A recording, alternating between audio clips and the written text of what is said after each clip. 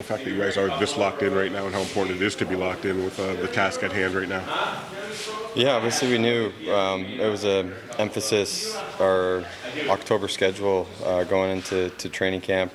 Right when it came out, you look at it and look at what playoff teams, good goalies, good good structured teams. So we knew it was going to be hard, and we feel good about the spot we're in right now. But there's more. There's room for improvement, and that's exciting, and that's on us to continue to buy into that, continue to play defense, and continue to get better as the season goes along. So who knows what we can be in January, February, March, April. Not that somebody has to fight every night, but how important is it for this team to bring emotion every night in some way, shape, or form to get the result? Yeah, emotion could be many different ways, and it doesn't always have to be a fight. It could be a big hit or a big block shot, a big save, which we've been getting. So it was good to see that, when those things did happen, that guys stood up for themselves and other guys on our team. And it's not the game we want to play, but it's nice to see that, Fish and Benny can lead the way in that department. Given how long the season is, how important is it to take advantage of momentum when you are able to get it? Yeah, very important. I think that's something that's not talked about a lot, but just accumulating points. It's something we learned last year, and I think we were a young team. We hadn't been in that position as a group, and now you kind of feel like you're on a run, like a good roll like this, and you want to keep it going and realize how important every game is when you're feeling well and feeling good and finding ways to win. Dylan, just going 8 straight periods without allowing 5-on-5 goals, that kind of an example of you guys have your structure down early here? It's a credit to the buy-in. I still think we can improve. I know the group thinks we can improve. Our coaches are pushing us to improve. So, it's a good stat. Obviously, the goaltending has helped a lot. So the emphasis from day one of training camp has been about being a good defensive team, and that's a credit to that. And I still think we can be better. Dylan, sorry if you answered this already, but on the flip side of that, the penalty kill has struggled a little bit, giving up a lot of power play goals to opponents. What are you seeing from that front right now? What could be better on the PK? I think a lack of execution. We're giving the puck to their best players too much. We're giving them too much time, and as a player that is on a power play, you like to play with the puck, and it's amazing what those chances can do to your game, and you start feeling good, you play with the puck. With that, I think we're taking too many penalties to kill, and at certain situations that are not ideal during a game. So there's penalties you can kill, and then there's some that are just complete momentum shifts, and I feel that those have been some. But execution for the most part, with not getting our clears, not running our routes. So we had a good meeting today about it, and tomorrow's another tough task with Buffalo. So it's been a little bit of a gauntlet of good power plays. We got to find a groove and find some consistency. Thank you. So Derek, does Patrick Kane inherit the top spot on the power play at the blue line? No. But that was good on Alex Tanguay there, especially with the 2 looks early on. We do have a plan to get the box moving a little bit. And they did it, and it got him in a good spot. So it was positive, and we needed it, and good on Patty.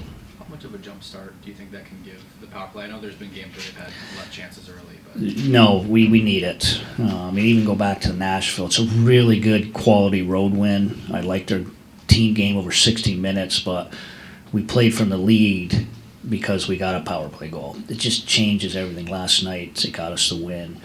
And again, the momentum of it, I know I talked about our first power play, the second period, that was a momentum drain. So it's important. It's got to be there for us. We got it last night.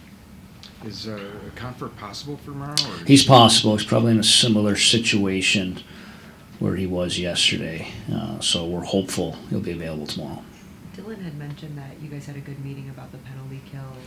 And just wondering what you can tell us about what kind of things you want to see different after watching. It's just process oriented. We've lacked some details in it. It was a tough video back today.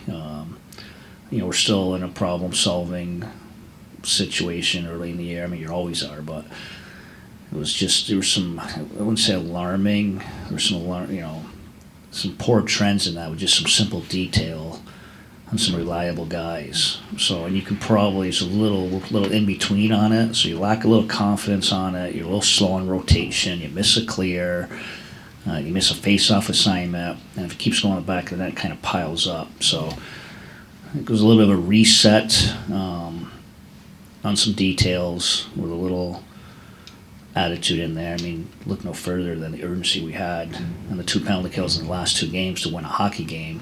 Probably need that a little bit more throughout. Have you sorted out your goaltending? Alex will be back in net tomorrow. Obviously, a really good performance by Cam last night. With the penalty kill, do you feel like there are sort of the habits of defending that are different right now between 5-on-5 and the PK, or? No, I think it's some actual detail specifically to our penalty kill. Some missed rotations, some missed stick detail.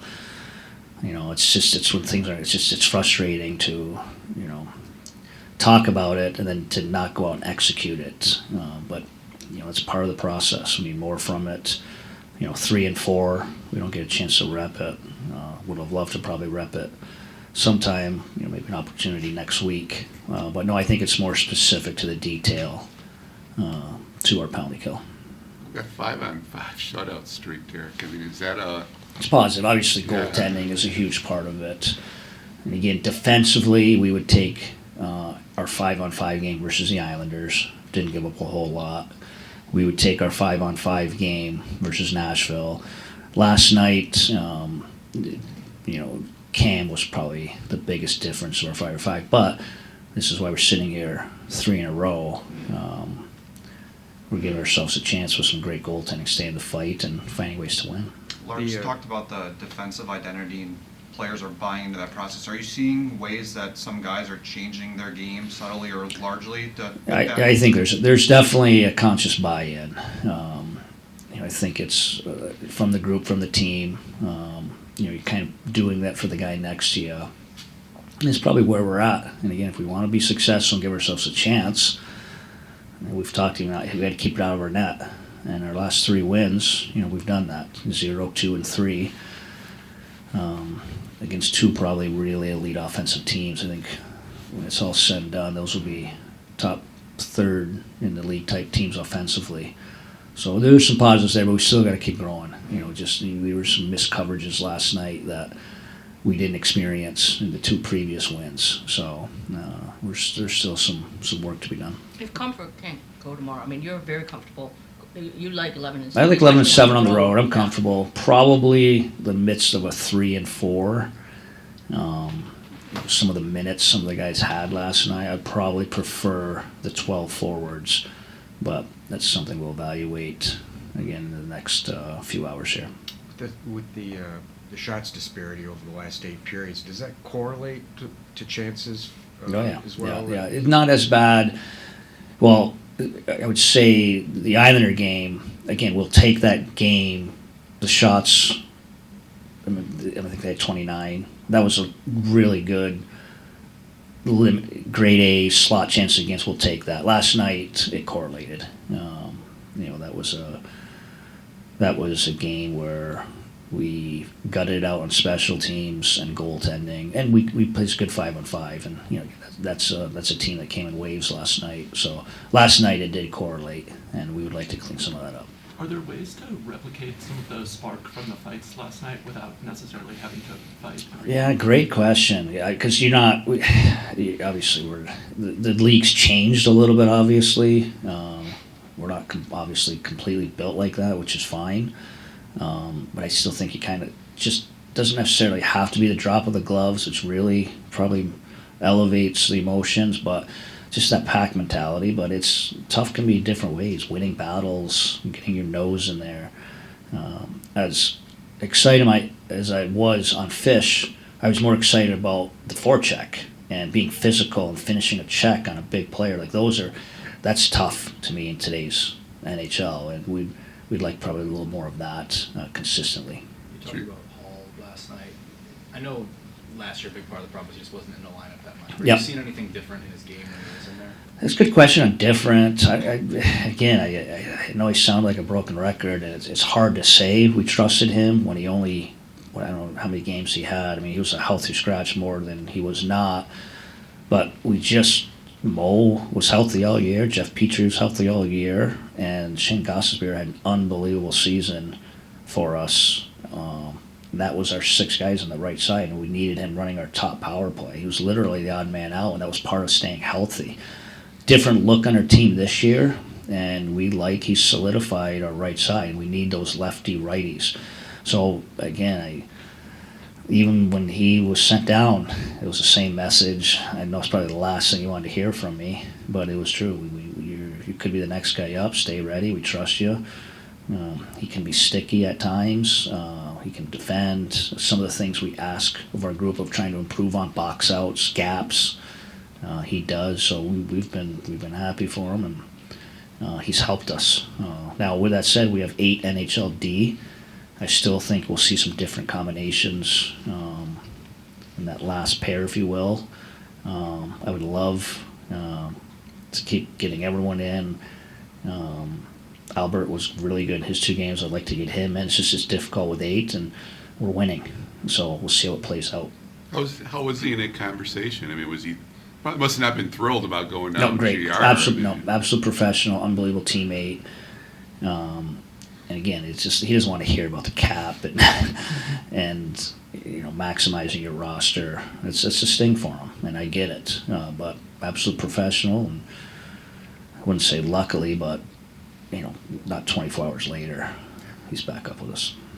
So is your son and are your kids going to get a life-size poster of Raz over Jack Hughes or what? I don't know. I don't know about that, but that's emotion. That's emotion. Like again, I don't.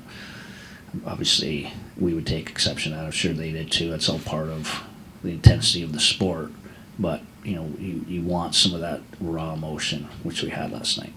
Any update on Mott? No, still in that day-to-day upper body. He did get a post-practice skate, so he is taking some steps, but he's still in a day-to-day. I wouldn't quite call it week-to-week, but we're approaching that. But I'd put him in that day-to-day area. Is he to the point where he would need a full team practice before? Oh yeah, I think so. Yeah. Just tempo, pace. It's just not being on the ice for a number of days. Thanks.